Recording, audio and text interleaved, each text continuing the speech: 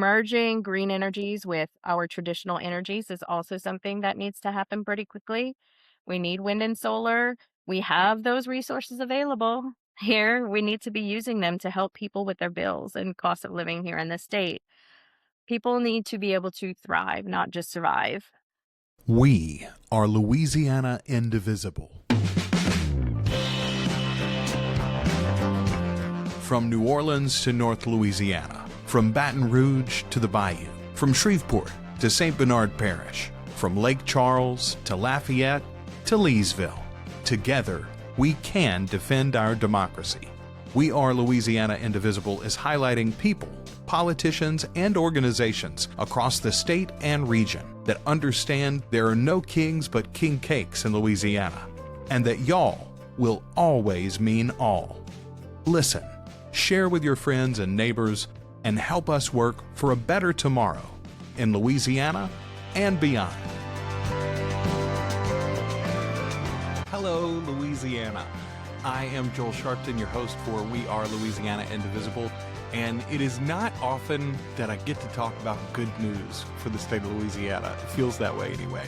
But that's exactly what I have for you today. This past weekend, as I'm recording this, Louisiana defeated 5 amendments, 4 of which were completely put forward by the Landry administration. Amendment 5, and I've spoken about this previously on the show, I think, it had some merit to it, but I think overall it's a good thing that that was defeated as well. It's going to bring in younger justices across our state, and right now we are in a moment of momentum. That's what I want to focus on. Jamie Davis is the leading vote getter for the Senate race, although he does face a runoff against Gary Crockett for the Democratic nomination, and the two of them will be facing either John Fleming or most likely Julia Letlow for the Senate seat from Louisiana, formerly held by Bill Cassidy. He has been defeated the first time a sitting senator has come third in his own race since like 1944 or something like that, a fitting end to Bill Cassidy's Senate run.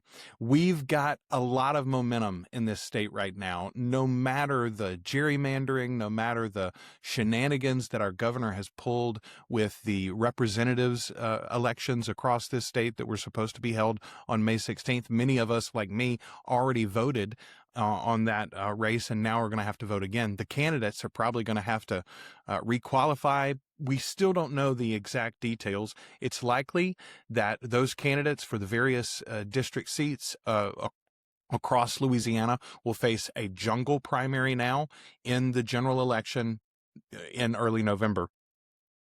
What I have for you this week is 3 separate candidates for some of those offices. And again, we don't know exactly how the district lines will come down yet. We don't know if these candidates will have to requalify, et cetera, et cetera. But these are all interesting people doing compelling work across our state with a great platform and great positions that I think you ought to know about. And there's one more bit of great news that I want to share with you. There is a very active and currently popular recall petition for our governor, Jeff Landry, in Louisiana. How can you help? In the state of Louisiana, you have to be a registered voter. You have to have that signature and your ID and your registration verified by a witness. You have to sign it in person. And so you're going to need to go to a signing location. But how do you know that you're going to the right signing location?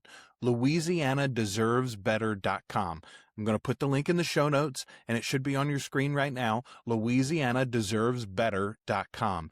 That's the official recall petition, not only for Governor Landry, but also for Attorney General Liz Murrill. You can sign both, and those are traveling all across the state.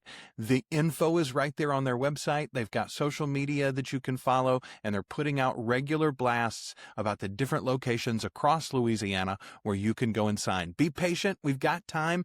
That recall petition doesn't have to be filed until the end of October, but we're going to do it. 600,000 signatures is what we need from registered voters across Louisiana. And the turnout that we had in this primary election over the amendments and our Senate race, the primary of our Senate race, it is so inspiring for us. We can do it, Louisiana. Go to LouisianaDeservesBetter.com while you're listening to this great interview. Welcome back to We Are Louisiana Indivisible. I am excited to be joined today by Tia LeBrun. Tia, hello and welcome to the show. Thanks for spending some time with us today. Hi, Joel. Thanks for having me. I am super excited to talk to you. I wish it was under better circumstances. You and I know you have been even busier than I have been. I have been feeling sad for myself. I was at a roadshow event last night in Ruston, and I was saying hello to all these candidates, and I was like, "You got to buck up, kiddo, because they're hustling it harder than you are right now." So thank you, first of all, for everything that you've been doing. But let's start this discussion right here before we even get to who you are with the bombshell that's been dropped as you and I are recording this. 2 days ago, the Supreme Court decided that it's totally okay to redraw districts if they are racist. For white people, it is totally not okay to redraw districts if they are considered racially aligned to protect minorities. So our governor said, wait a minute, I can run with that. And apparently, maybe we're going to have some changing on the dates for your election. First of all, just how do you feel about this? What's your response? Talk a little bit about this overreach that is trying to be done. We don't know that it can happen or will happen, but Right now, I'm still in a state of disbelief, really, that this could be happening right now. It's 2026, and we have minority representation that was in percentage. It was well meeting the ratio of our state. We are about 35% Black, so it makes sense to have one third of the districts, two out of the six. Um, this redrawing maps nationwide has obviously had a big impact on what our Supreme Court, who is typically aligned with the executive branch at this moment, has been wanting to do. It's very unfortunate because this district has one of the underrepresented populations that needs better representation, the Native Americans in Terrebonne Parish. So taking away the maps that we currently have where coastal communities who are well aligned with their concerns will be at risk of being put into more interior districts. I see that as a hindrance to the efforts to increase our coastal fortification and restoration efforts, because then it will have to come from multiple districts to stick up for our coastal lands. Whereas right now, it's mainly District 3 and a part of District 1 who would work together for it. We don't know how these color by number politicians are going to put together this map. It's already crazy. I don't know. I'm hoping that the ACLU's lawsuit that is being filed right now will stay any changes and we can all go out and vote in 48 hours. strongly. I intend to go vote in 48 hours regardless. And I'm going to be very upset if there's less things on this ballot than I was told to expect just a few days ago by the Go Vote app and the clerk of court. First of all, let's start from the beginning again. Tell everybody who hasn't seen you, who hasn't heard your stuff, especially up in my neck of the woods, they might not have heard your name yet. Tell us who Tia LeBrun is and why you decided to get into this race. Ran for Congress once before in 2022 when I had changed careers. I was shifting a little bit. I've always been an educator. I'm working in a school right now, and this recording is happening on my lunch break. So I had jumped in because there was no candidate that the Democratic Party had to run against Clay Higgins. And he's been such an embarrassment.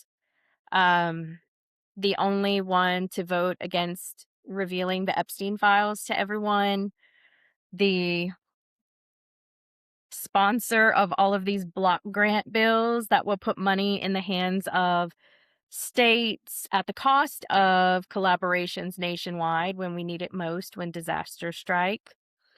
So I felt I had to do something and I couldn't let my daughters see nobody standing up for people trying to take away their rights too.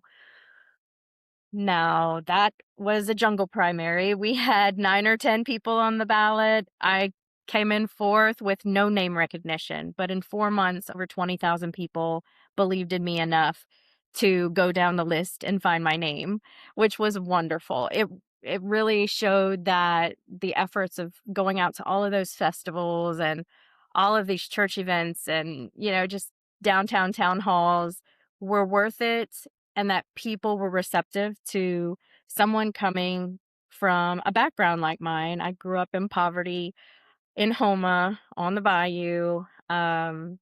Sometimes had no lights or water at home, but I was able to overcome all of that even as a single mom at 18 and became a teacher and was able to stop that generational cycle of impoverishment and relying on others for what my family needed. So I couldn't afford to run again in 2024. It was a big investment and I couldn't work full time. My husband was teaching welding at the time. We really got behind.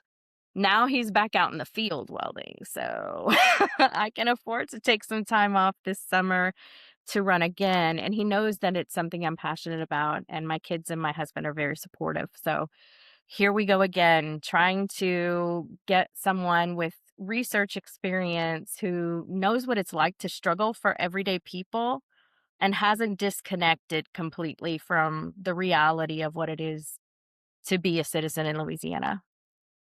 Tia, your story is one I think that highlights something, a drumbeat that I'm kind of beating throughout this entire project. So far, we've been talking to a lot of candidates and activists across this state, and the way that we see our current government, not just in Louisiana, but basically across the country, where you've got a vast majority of the states with a stranglehold of control by the Republican Party. That did not happen overnight or by happenstance. It was a long-term project that was Mhm. organized and supported via moneyed groups, various organizations across the country that came together with that goal in mind, and they were successful long term. Likewise, if we're going to raise folks like you, working class people who have some good ideas, who have energy and a desire to serve the public and to actually serve their state and their constituents instead of those moneyed interests, well, then we're going to have a likewise long term effort. I'm excited to see groups like Run for Something, for instance. I got contacted the other day by one called Contest Every Seat or something like that, Contest Every Election. Yeah. Indivisible, various groups have filled in the holes. In a perfect world, I think we'd like to see the Democratic Party maybe supporting directly some of those grassroots efforts. But my point is, I think candidates like you and campaigns like yours can, in fact, inspire that interest by the national party, and eventually they will notice what we're trying to do down here in Louisiana. Right. Yes. Our infrastructure via the state party system is non-existent. As candidates, we really have to build on our own. And unfortunately, people are expecting someone who's already famous to run, someone who's already known, which is how Clay got in the first place. He was on that little reality TV show. People knew his name and he got elected.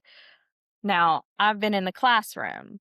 I have interacted with thousands of teachers and parents and students, but I have not been on, public radio very much or on TV very much, except for little projects that I did with my classes. So it's hard to have people who want name recognition already or who want somebody who is foreseen to win already to be in the running. And unfortunately, they have 3 no-name people running right now, or basically no-name people running.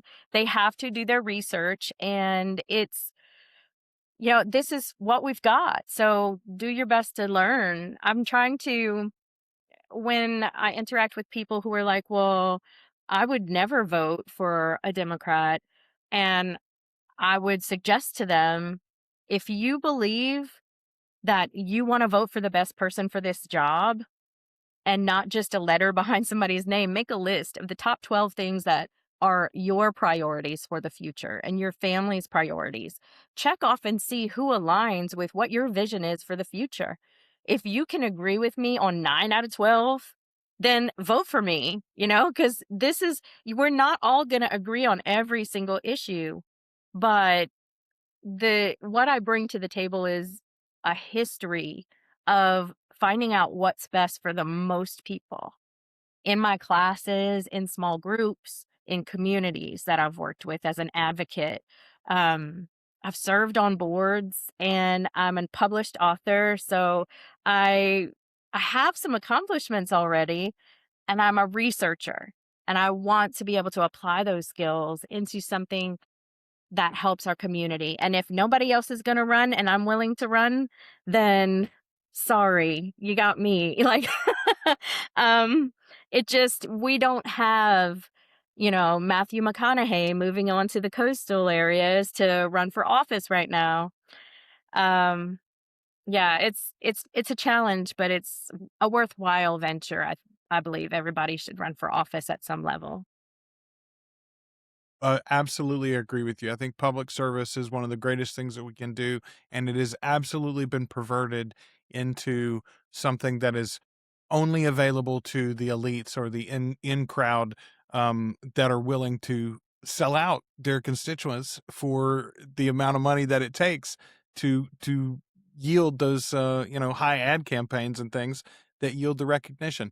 All right, let's pivot a little bit to what happens when you take this seat, because we're looking at a successful campaign ahead of us.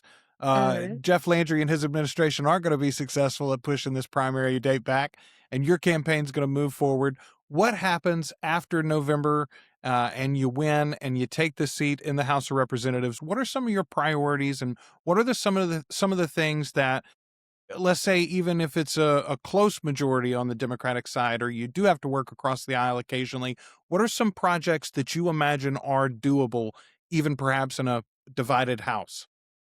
Believe that looking out for Louisiana's ecosystems and environment is one of the most important things that we can put on our platforms.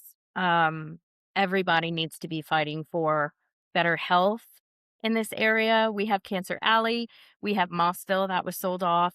We need industries to be accountable for their pollution and the negative effects that they have in the area, such as that mud release that happened in the western part of the state just recently. We need them to be accountable, and I understand that that was something that the industry believed was, good. It was gonna replace some of the sediment that had washed away in another area, and then they ended up having an accident, and it's infiltrated some oyster farms. Were those oyster farmers even included in the conversation before this was planned and executed? We need people to be taking part in those conversations before. We need them to know what the risks are, know what the benefits might be. Pros and cons are important to every decision that you make in life. And we need to be looking out for those coastal areas a lot. We're losing coast every day. So that's a part of our cultural assets as well as our economic assets. And we have to figure out a way to fortify those coastal areas so that not every place along the coast becomes Ile Jean Charles, where they weren't even included in the levee system, and their land has been allowed to wash away. And we have the first refugees from our coastal erosion in Louisiana right now trying to relocate to places. The Mossville residents that had their land bought through eminent domain style prices by Sasol, they couldn't even afford to put down payments on homes in Lake Charles area. Well, people need to understand regular finances. I think that that's where the disconnect is with a lot of these people, and they do have a decent salary at Congress. It's well over $100,000, and they get paid even whenever the TSA people aren't getting paid, which is unfortunate. If they're gonna shut down the government, they should not get paid until the government reopens. Um, Things like that, focusing on working across the aisle because you can find people who care about the coast and care about the fisheries and care about oyster fishermen who want to do better, no matter how they see the other issues. They might care about that one thing. So finding those people is going to be what I try to do. It's kind of like the icebreakers we used to do at staff meetings, find someone who, and you go and you find the people who care about the wildlife, care about being able to go hunting, care about the cancer rates of their employees where they're planning on building a facility and they need workers. Finding those people isn't going to be impossible. As long as we come at this like grown-ups, we should be able to work across the aisle pretty fluidly. So, coastal issues are gonna be one of the tops because that's one that's gonna affect our insurance rates. Um, the homeowners in our area, whether or not they can afford to stay in their homes, whether or not their kids have opportunities versus the cost of living here. Um, we just need to make sure that those are all taken care of. Merging green energies with our traditional energies is also something that needs to happen pretty quickly. We need wind and solar. We have those resources available here. We need to be using them to help people with their bills and cost of living here in the state. People need to be able to thrive, not just survive. So, those are some of my top things. I love it. Thrive, not survive is the key, in my opinion. I've got 4 kids, Tia. My oldest is headed to LSU in the fall, and my youngest are 2 12-year-old twin girls. And I think to myself, and I've said already to my eldest, I'm like, I don't know, baby, if Louisiana is where you need to build your young life. The Okay. opportunities are slim here. The resources are slim.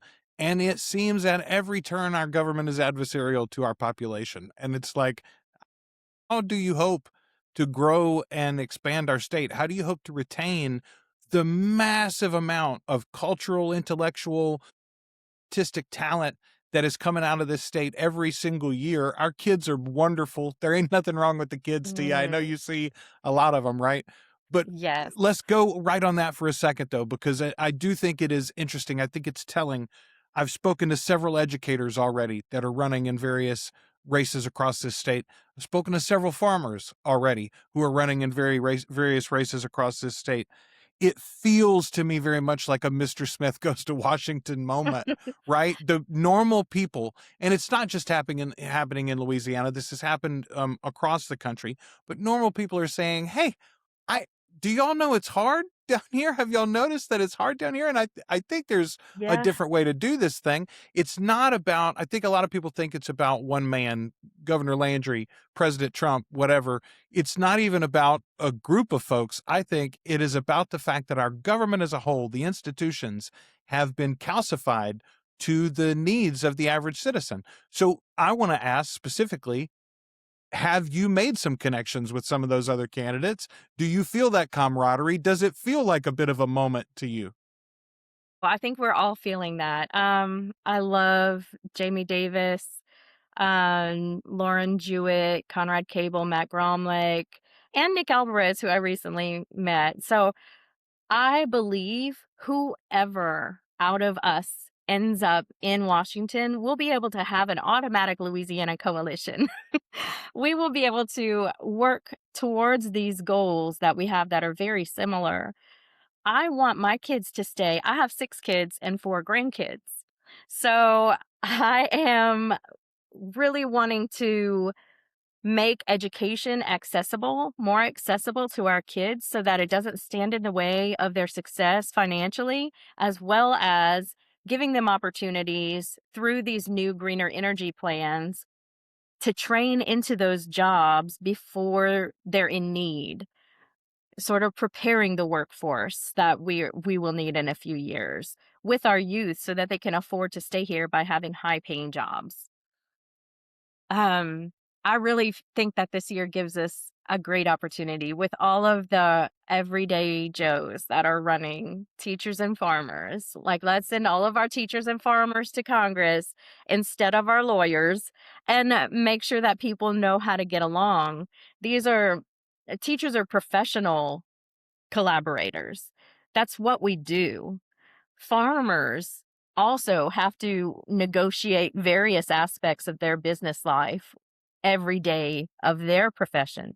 So we have the skill set already, the soft skills and the hard skills that we need to get going and make plans. And we just understand common sense a little bit better than people who haven't lived in the real world for quite some time now. Teachers in particular, I think about the fact that you are serving the needs of a class of, sometimes as many as 30 or 30 something kids. And yet you are also trying to please the 60 some odd perhaps parents in that room as well, on a regular basis. So Tia, knowing you are one of those educators and you are doing this on your lunch break, let's try to be conscious of your time. Tell everybody though, regardless of when the actual primary elections are going to happen, where can people find your campaign, get all the details on you, become a volunteer, maybe make a donation?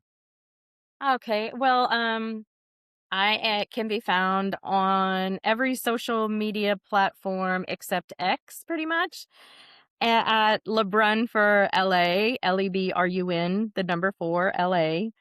And then my website is just my handle.com. So LeBrun4LA.com. I have an Act Blue, and if you don't want your name on the Act Blue server because you don't want 1,000 text messages a day, you can also donate through my Squarespace website so that you don't get put on a list. But that's also where you can volunteer and get in touch, ask me questions, connect. Find out if my stances are more like yours than someone else's, because that's what really we need to do. We need to not look at the candidates and say, who do we think can win? It's more, who do you want to win? Every dollar that you give moves me one step closer to that finish line if you believe I'm the best for the job.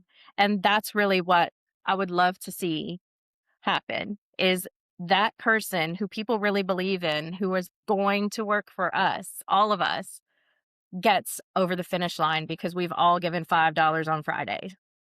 Tia, that's wonderful. Well said. People say that they vote for the person, not the party. I tell people what they ought to do is vote for the policy, not even the person. Just like you're Right. saying, you write down the things that are most important, the things that you value most, the things that you expect most from your representatives, your senators, your presidents and governors, and then you go look at those policy positions.